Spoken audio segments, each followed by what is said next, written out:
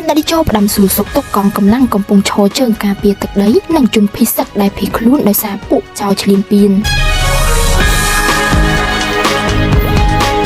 តាមរយៈបណ្ដាញសង្គមនាព្រឹកថ្ងៃពុធទី10ធ្នូនេះសម្ដេចតេជោហ៊ុនសែនបានចេញសារផ្ដាំផ្ញើសាកសួរសុខទុក្ខចំពោះកងកម្លាំងប្រដាប់អាវុធគ្រប់ប្រភេទដែលបាននឹងកំពុងឈរជើងការពារទឹកដីដ៏អង់អាចក្លាហានដើម្បីប្រយុទ្ធប្រឆាំងជាមួយពួកចោរឈ្លានពានទឹកដីសម្ដេចក៏សូមចូលរួមការលំបាកជាមួយបងប្អូនប្រជាជនភៀសសឹកទាំងអស់ដែលភៀសខ្លួនដោយសារពួកចោរឈ្លានពានសម្ដេចក៏សូមអរគុណចំពោះសប្បុរសជនដែលបានចូលរួមជាសម្ភារៈតាមរយៈរាជរដ្ឋាភិបាលក៏ដូចជាសប្បុរសជនដែលបានចូលរួមទៅចែកជូនផ្ទាល់ដល់កងកម្លាំងប្រដាប់អាវុធនិងបងប្អូនជនភៀសសឹកសម្ដេចតេជោមានប្រសាសន៍ថាសម្ដេចបានឃើញសំណូមពរយុទ្ធជនម្នាក់ពីសមរភូមិថាសូមជួយជាអំបុកល្អជាងជួយជាមីសម្ដេចយល់ថាសំណូមពរនេះសមហេតុផលតែសម្ដេចយល់ថាការផ្ដល់ជាមីនៅតែបន្តជាមួយនឹងការផ្ដល់អំបុកបន្ថែមសម្ដេចតេជោបន្តលើកឡើងថាស្រូវថ្មីកំពុងច្រូតកាត់សូមបងប្អូនសប្បុរសជនជួយទិញស្រូវធ្វើអំបុកឬជួយទិញអំបុកពីប្រជាជនយកទៅចែកជូនកងទ័ពឬជនភៀសសឹក